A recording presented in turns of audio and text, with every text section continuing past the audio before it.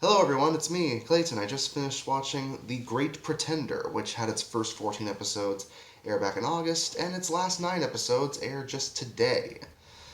So, when Studio Wit happened to not animate the last season of Attack on Titan after their successful adaptation of Vinland Saga, and instead decided to go for an original work while Mappa worked on the final season of Attack on Titan, I certainly had quite a bit of trepidation. I mean, I love Studio Wit and a lot of their works, but I never saw them took on an original anime until now. But I had no reason to fear, considering that The Great Pretender is not only a great series, but I'd argue it's one of the best of 2020.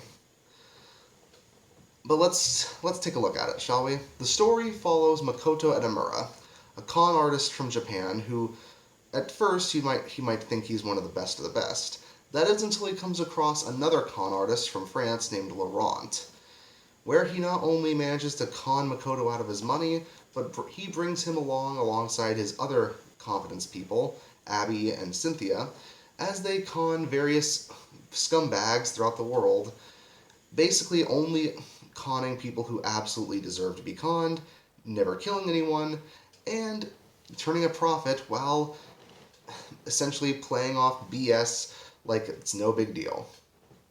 So essentially, it's a con artist story done with an absolute flair for cinema. That's definitely made apparent in the very first arc that takes place in Los Angeles, where there's not only tons of Hollywood references, especially with Eddie Casano as that arc's antagonist, but there's also plenty of love for the suspense and the drama of something like Breaking Bad, something that arc even references at various occasions. But on top of that, it constantly, like Breaking Bad, it has a great sense of suspense and drama, but it also manages to slip in some comedy that never feels out of place. And that's just one arc. Every arc happens to follow a different antagonist, as our fearsome foursome and sometimes some extra help happens to take down this scumbag for all he or she may be worth.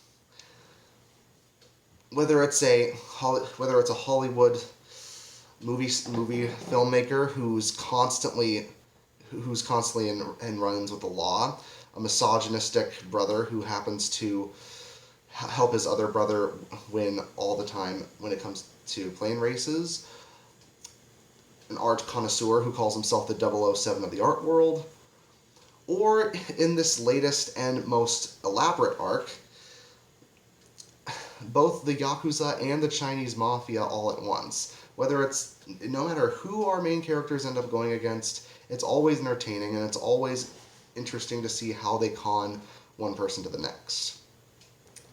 I really liked the characters in all of this. Edamura happens to be pretty naive from the start, even though he does have some good conning skills, but he develops considerably over the story, and you really do sympathize with him not only in the first arc that goes over his backstory, but also in every subsequent arc, even when he's not the focus. Laurent is probably one of my favorites. He doesn't get too much development on his actual past until the last arc, but he's generally a smooth talker, a ladies' man, and generally better than Edamura at almost every single type of con imaginable. So, not to mention, both his Japanese and English voice actors are excellent. Abby is definitely the tough girl of the group, definitely the combat expert, and the one with the biggest attitude. But she also, you can tell, sort of cares about everyone, despite her tough exterior. That's just how she is, and how she is as entertaining as all hell. Cynthia, the voluptuous femme fatale of the group, is also a lot of fun. I do appreciate that the show's not afraid to poke jokes at her expense as often as it does when it comes to her screwing other people out of their big games. And in fact, you don't even know Cynthia is part of the main foursome until near the end of the first arc. So I really feel the show does a really good job fooling the audience as much as it fools the main captors. I mean, if you're in on the con, then how would you be able to be surprised, right? But the show surprises you every single time, and I know it certainly surprised me. The animation by Studio Wit is naturally very, very good.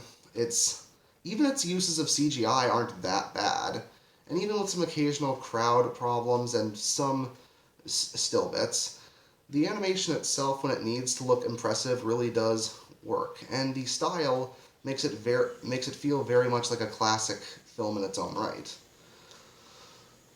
The music is also excellent, whether it comes to both the score and the fact that The Great Pretender by Freddie Mercury is the main ending theme. Some may find the last arc a little bit long, but I think some of the best characters of the whole series appear at the end of that arc.